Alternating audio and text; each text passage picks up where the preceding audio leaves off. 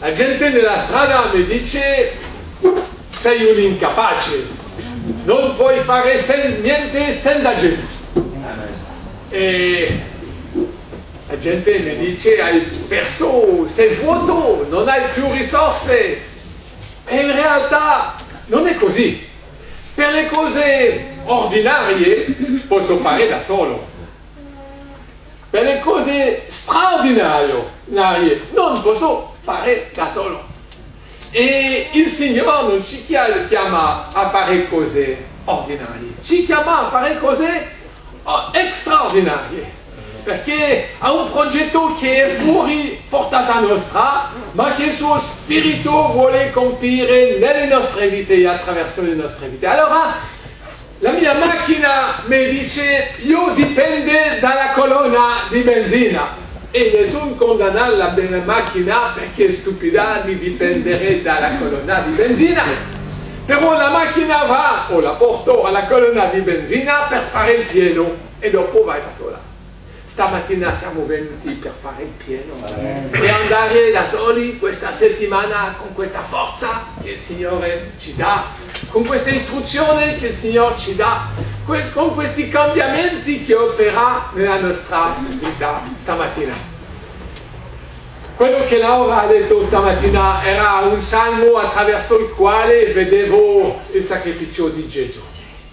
E siamo qua stamattina per parlare del sacrificio di Gesù, della sua morte, ma anche della sua risurrezione. Laura ha detto che c'è un piccolo ma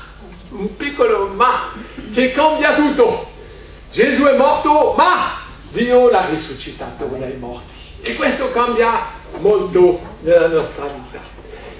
E perché Gesù ha affrontato l'avversità, la sofferenza, la solitudine, il rigetto. Stamattina volevo leggere due testi, uno di Giacomo, che è il fratellastro di Gesù, e l'altro di Giovanni, che era il discepolo che ha scritto il Vangelo. In Giacomo capitolo 4, versetto 4, c'è un versetto breve ma molto incisivo, e quando lo riceviamo questo versetto deve impostare qualcosa di forte nella nostra vita. E Giacomo dice: gente adultera, non sapete che l'amicizia del mondo è inimicizia verso Dio? Chi dunque vuole essere amico del mondo si rende nemico di Dio. Siamo tutti amici di qualcuno, nemici di qualcuno. Stamattina la domanda è: di chi siamo e vogliamo essere amici, e di chi siamo d'accordo di essere nemici? Perché non possiamo essere amici di Dio e del diavolo allo stesso tempo. E Gesù lo diceva al capitolo 15 del capitolo 15 del Vangelo di Giovanni, versetti 19 e 20. Dopo aver parlato ai suoi discepoli e chiamati lì amici. E dunque stamattina Gesù si rivolge a ognuno di noi come a un amico, non come a un nemico. Se il mondo vi odia, sapete bene che prima di voi ha odiato me. Se foste del mondo, il mondo amerebbe quello che è suo. Siccome non siete del mondo, ma io ho scelto voi in mezzo al mondo, per questo il mondo vi odia. Ricordatevi della parola che vi ho detta: il servo non è più grande del suo Signore. Dunque Gesù mette anche chiaramente le cose in prospettiva. Dice che lui è stato odiato e che i suoi amici, i suoi discepoli saranno odiati a causa del suo nome, e che siamo avvertiti perché il mondo non accetta Gesù. C'è un'incompatibilità totale tra il nostro Dio e quello che Gesù chiama ben 3 volte il principe di questo mondo, cioè il diavolo.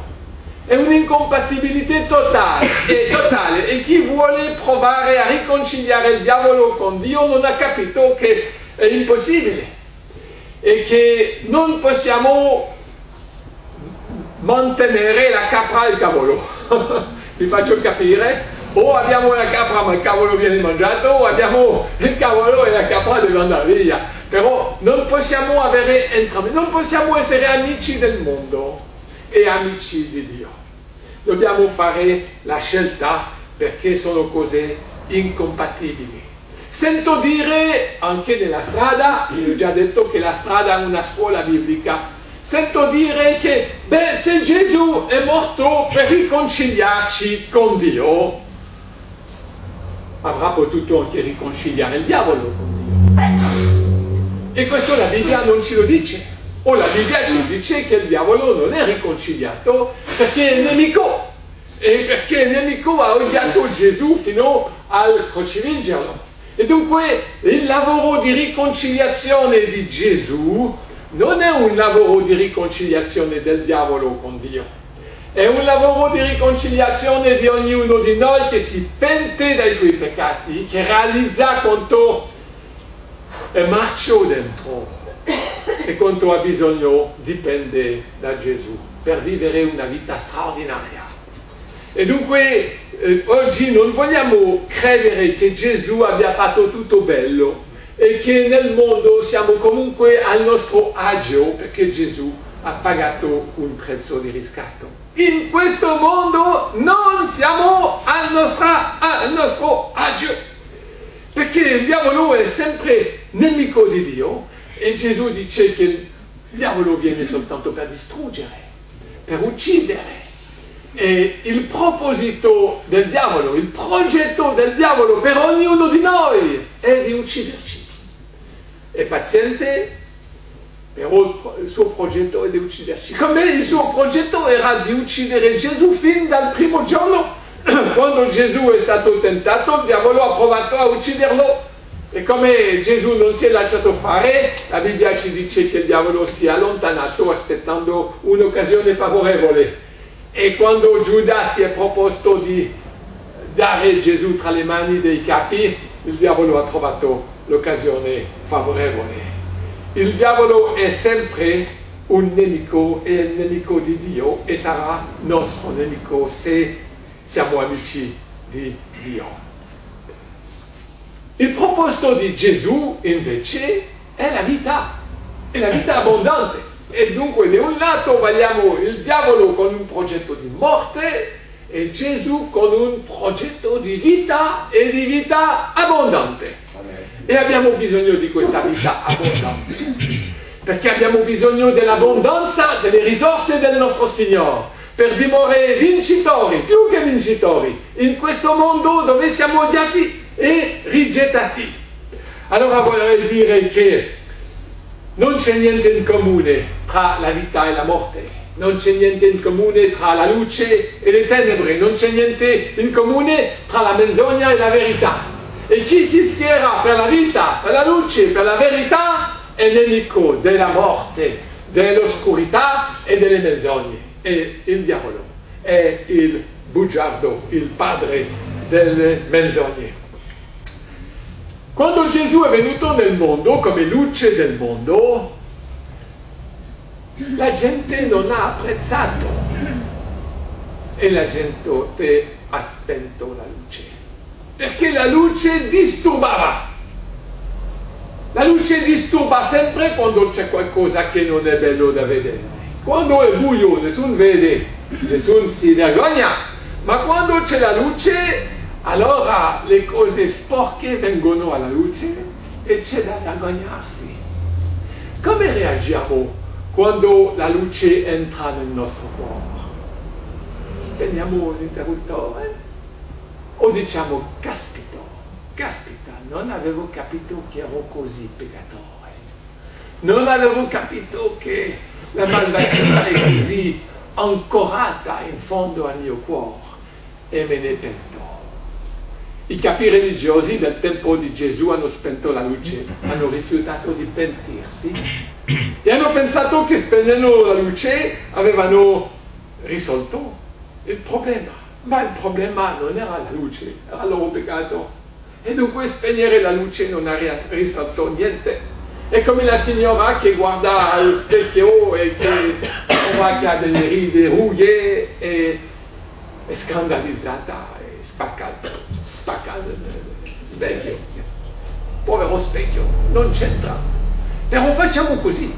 Quando qualcuno ci mostra un problema che abbiamo nel nostro cuore, qualcuno porta un po' di luce nella nostra vita e che ci disturba, questo qualcuno diviene nemico. Invece di dire, Signore, in fondo ha ragione e devo pentirmi per quello che non va nella mia vita. In una preghiera stamattina è stata utilizzata la parola cambiare. E per cambiare bisogna realizzare di avere bisogno di essere cambiati. Il nostro primo problema di noi cristiani ben educati e moralmente accettabili, cosa cambiare, Signore? Non uccido, non rubo, non dico menzogne, cosa devo cambiare? E Gesù ci dice, il tuo cuore, il tuo cuore, è un cuore di pietra e voglio darti un cuore capace di amare. Voglio cambiare il tuo cuore. Allora il Signore ci invita e a noi di sapere se siamo d'accordo che il Signore cambi il nostro cuore o meno. Gesù ha fatto questa proposta alla gente del suo tempo e questa gente non ha accettato. E la Bibbia ci dice il giudizio è questo: la luce è venuta nel mondo, gli uomini hanno preferito le tenebre alla luce perché le loro opere erano malvagie. Gesù non è stato accettato. E vorrei dire questo stamattina perché è un'idea che lavora nella mia testa da un po' di tempo, di non essere accettati. Allora, i testimoni di Geova non sono accettati perché sono stupidi o perché hanno un'insistenza che ha niente a che fare con l'amore e vogliono acquistare gente per la loro causa e dunque non è il Vangelo di Gesù. E loro si rallegrano perché dicono ogni volta che sono rigettato significa che sono perseguitato per il nome di Gesù. E anche lì c'è confusione, perché non sono perseguitati per il nome di Gesù, sono perseguitati perché non si comportano bene verso la gente. E dunque non possiamo fare di tutta l'erba un fascio, dobbiamo avere la saggezza di dire quando le cose vanno male, che mi sento rigettato, è per il nome di Gesù o per altro?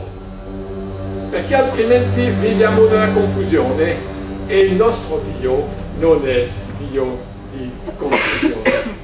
Gesù è stato rigettato e io penso che per Gesù non è stato facile. Fin dall'inizio, e Enzo ce l'ha detto domenica scorso, Enzo ci ha detto che Gesù ha predicato a Nazareta nella sua città e che ha letto il Vangelo di Isaia. Sì, il Vangelo di Isaia.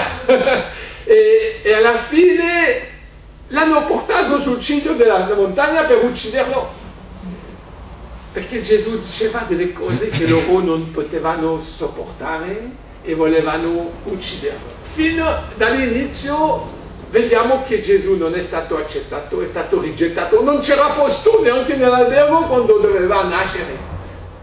Persona non grata.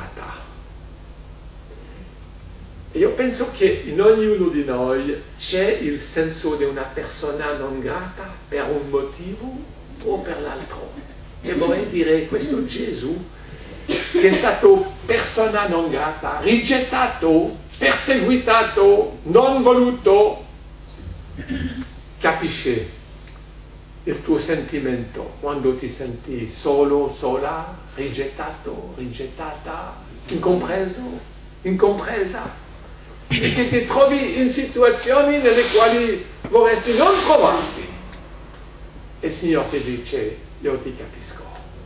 La gente forse non ti capisce, ma io ti capisco. La gente non ti accetta, ma io ti accetto. E ognuno di noi stamattina deve sapere che è accettato e accettata non perché ha ragione, non perché è migliore degli altri, non perché è più istruito, o più ricco, o più che qualcosa o altro. No, no. Gesù ama ognuno di noi perché è unico, unica. E questo basta per lui per amarci. sei insostituibile nel cuore di Gesù. Gesù ti ama. E questo è importante. Gesù allora è andato fino alla morte perché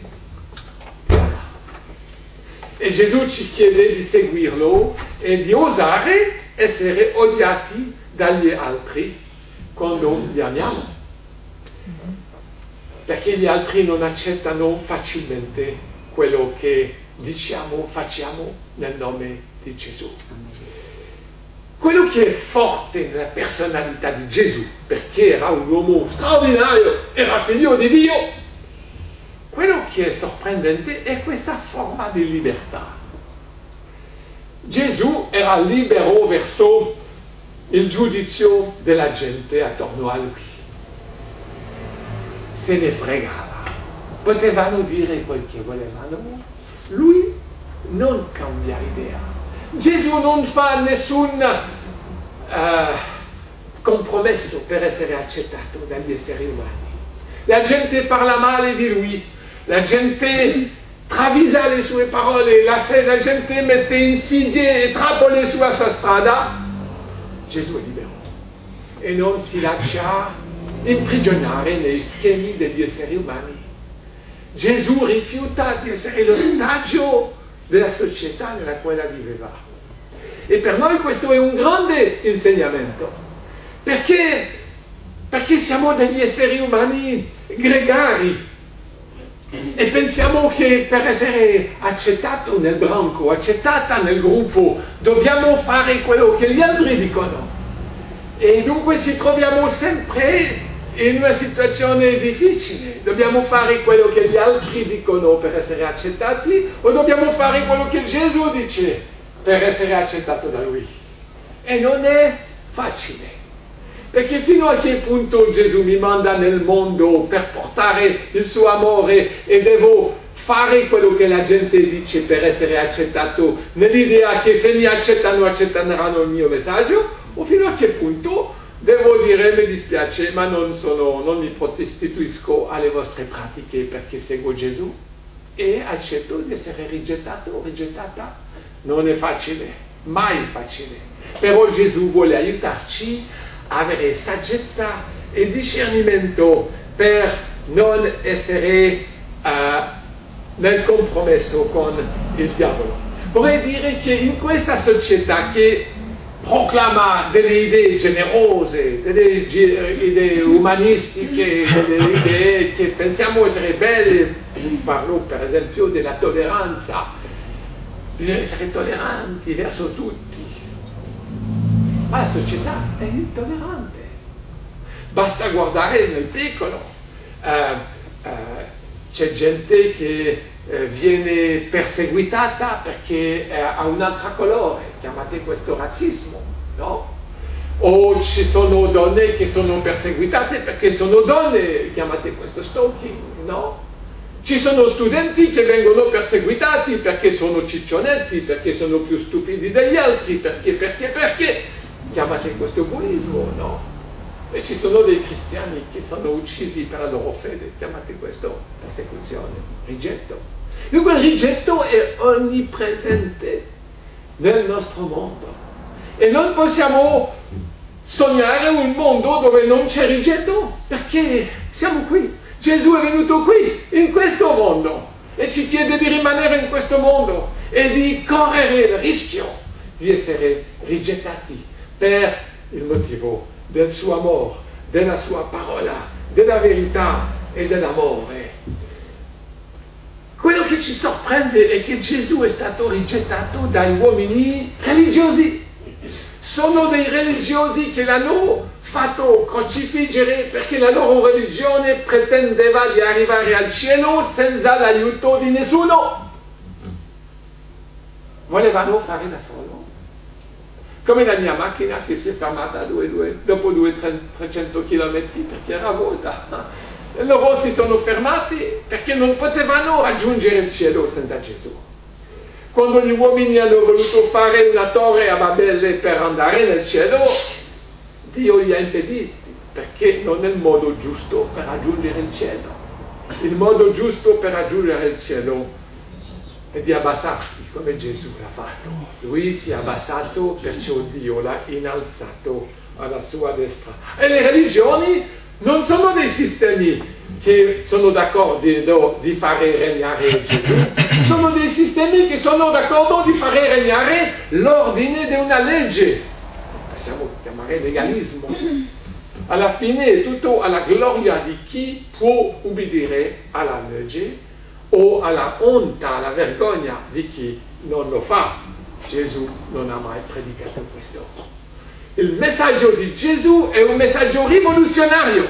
Nel mondo religioso il messaggio di Gesù è rivoluzionario. E dunque seguire Gesù significa mettersi in situazione simile a quelle del Signore e accettare anche noi di essere rigettati dagli altri, incompresi dagli altri, perseguitati dagli altri. Beati i perseguitati per motivo di giustizia, perché di loro è il regno dei cieli. Beati voi quando vi insulteranno, vi perseguiteranno e mentendo diranno contro di voi ogni sorta di male per causa mia, diceva Gesù.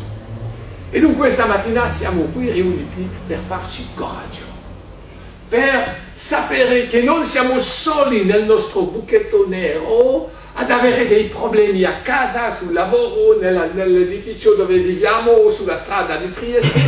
Siamo assieme per farci coraggio perché Gesù ci ha avvertito che le cose non andranno facilmente per noi, in un modo o in un altro, perché il nemico vuole fermarci. E dunque Gesù parla a motivo di me, mentendo diranno ogni tipo di falsità e vi perseguiteranno a motivo di me. Allora Gesù dice anche in Giovanni: vi ho detto queste cose affinché non siate sviati, vi espelleranno dalle sinagoghe, anzi l'ora viene che chiunque vi ucciderà crederà di rendere un culto a Dio, e faranno questo perché non hanno conosciuto né il Padre né me. E questo ci scandalizza di pensare che la nostra vita vale così poco da essere carne da macello. Vi uccideranno e vi espelleranno dalle sinagoghe. Perché Dio permette che qualcuno sia perseguitato a morte? Oggi ci sono dei fratelli e delle sorelle che soffrono questo e che per fedeltà al Signore vanno avanti e accettano di lasciare la carcassa sulla terra, accettano di soffrire prima di lasciare la carcassa sulla terra. Sappiamo che Stefano ha lasciato la sua carcassa sulla terra, ha sofferto, e Dio ha utilizzato la persecuzione di Stefano, e Dio utilizza la persecuzione di ognuno dei nostri fratelli e sorelle che sono perseguitati nel mondo oggi, perché i musulmani che si convertono, e sono molti, dicono: non abbiamo mai visto gente come i cristiani morire serenamente come loro, mai. E ci sono dei musulmani che hanno ucciso dei cristiani, si sono convertiti a causa della testimonianza dei cristiani. Mai abbiamo visto un uomo morire così serenamente. Questi cristiani hanno un segreto che non conosciamo e che vogliamo conoscere, perché noi abbiamo paura della morte, loro no. E dunque la persecuzione era già stato detto secoli fa. I perseguitati, i martiri, sono la semenza della Chiesa, perché attraverso le nostre prove gli altri vedono qualcosa di Gesù. E per questo motivo Gesù ci chiama ad essere gente straordinaria. L'ho già detto stamattina, ma Gesù ci chiama ad essere gente straordinaria, perché nelle nostre famiglie o nel mondo, diciamo per cominciare, ci sono dei conflitti e la gente si irrita, la gente si insulta, la gente si fa male, si dà colpi, la gente si spara. Questo è il comportamento normale nel rigetto, nella conflittualità, nelle difficoltà. Il comportamento straordinario è quello che Gesù ci dice, di pregare per quelli che ci perseguitano. Comportamento straordinario è di avere pazienza, è di cercare la pace, è di non irritarsi, di non rispondere al male con il male, ma di porre la guancia destra a chi ci ha già dato un colpo sull'altra. Questo è un comportamento straordinario e la gente nel mondo deve vedere che abbiamo un Signore straordinario dal nostro comportamento straordinario. Quando non ci sono difficoltà la gente non vede che siamo gente straordinaria. Quando è buio tutto attorno a noi la gente non vede che siamo figli di Dio. Ma quando siamo nella prova, nella difficoltà e che ci comportiamo in un modo straordinario, allora la gente lo vede. E o la gente fa delle domande o la gente si arrabbia di più, però noi siamo dei testimoni non solo con la parola ma con i nostri atti, con il nostro comportamento. Gesù ci ha lasciato delle parole ma ci ha lasciato soprattutto un esempio e ha detto che il servitore non è più grande del suo maestro. Per questo motivo noi vogliamo seguire Gesù, accettare di essere insultati, rigettati a causa del nome di Gesù, perché è un privilegio di essere rigettati per il nome di Gesù. Vorrei chiedervi, vi trovate bene in questo mondo? Perché se vi trovate bene in questo mondo c'è qualcosa che non combacia. Perché siamo stranieri in questo mondo. E questo mondo ci rigetta e se troviamo troppo bene in questo mondo significa che il mondo non ci rigetta e non ci rigetta perché non siamo dei figli del Signore straordinario. E dunque siamo stranieri su questa terra, siamo pellegrini, nostra cittadinanza non è di qui sotto, la nostra cittadinanza è nel cielo. È meglio essere rigettati dagli uomini e accettati da Dio che accettati dagli uomini e rigettati da Dio. E dunque la nostra decisione è importante per noi. Parlavo di un comportamento straordinario. Pensavo a Paolo e Sila, a Filippe, sono stati battuti 39 colpi meno 1, 40 meno 1, perché al 40esimo si doveva morire. Dunque hanno ricevuto colpi da quasi morire, dovevano sanguinare dappertutto, hanno male, sono stati buttati in prigione là. Comportamento ordinario, normale, è lamentarsi, è imprecare contro questi, è vittimizzarsi, tante autocommiserazioni, Signore, che cosa ho fatto di male per meritarmi queste cose, Signore, ho male, ho male, ho male. Questo è il comportamento ordinario, comportamento straordinario. È quello che Paolo e Silas decidono di vivere e di cantare le lodi del Signore. Lì, in mezzo alla prigione, si sono messi a cantare le lodi del Signore, perché si sono preoccupati dalle loro sofferenze e non è per renderle più piccole, però hanno deciso di guardare a Gesù piuttosto che a loro. Hanno deciso di non lasciarsi sopraffare dalla sofferenza, dal rigetto, dall'incomprensione. Hanno deciso di lodare il Signore. E vorrei dire, il Signore aspetta questo da parte nostra, di uscire dalla nostra autocommiserazione, dalle nostre lamentele, dalle nostre...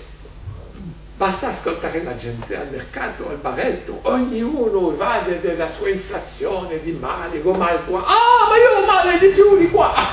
Sembra che il male, le sofferenze sono l'unica cosa da dire quando si parla con gli altri. Paolo e Silas parlano delle lodi del Signore. Amen. E lodano il Signore.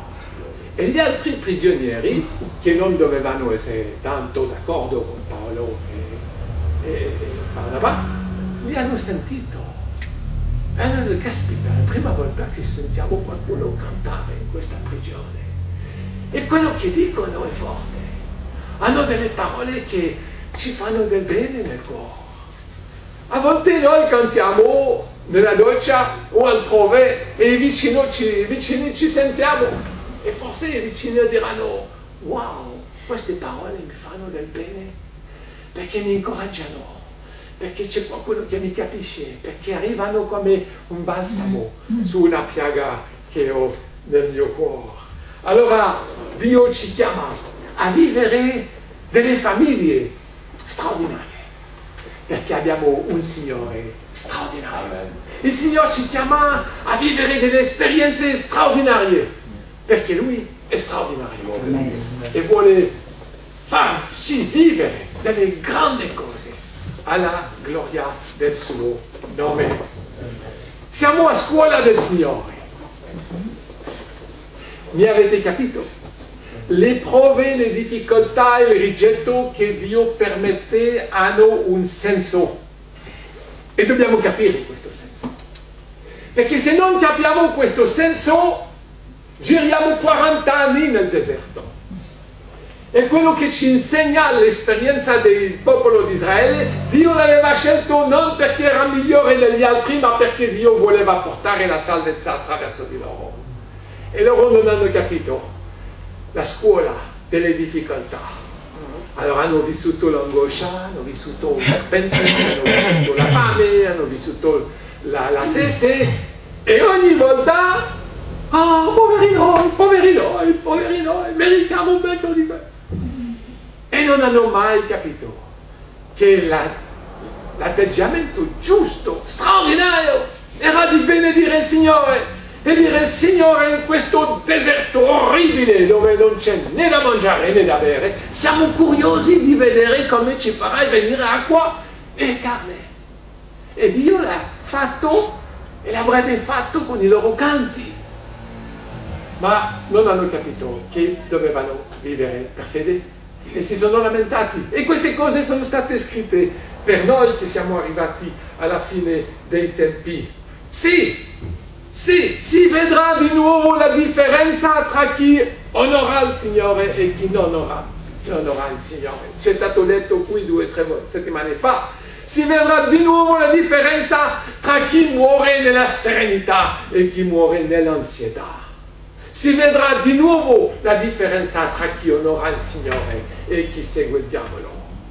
E dunque noi vogliamo in questa città portare la testimonianza che il Signore che serviamo è straordinario, che il suo progetto per noi è straordinario e che ci chiama a diventare gente straordinaria. Amen. Amen. Amen. Amen. Ecco, volevo dire anche altre cose, ma mi fermo qua stamattina perché è importante che ognuno di noi sappia che nel bel mezzo delle difficoltà, delle tribolazioni, delle persecuzioni, Dio ci ama. Dio ti ama e Dio ti amerà e ti amerà ancora perché sei una persona unica e Dio ti ama.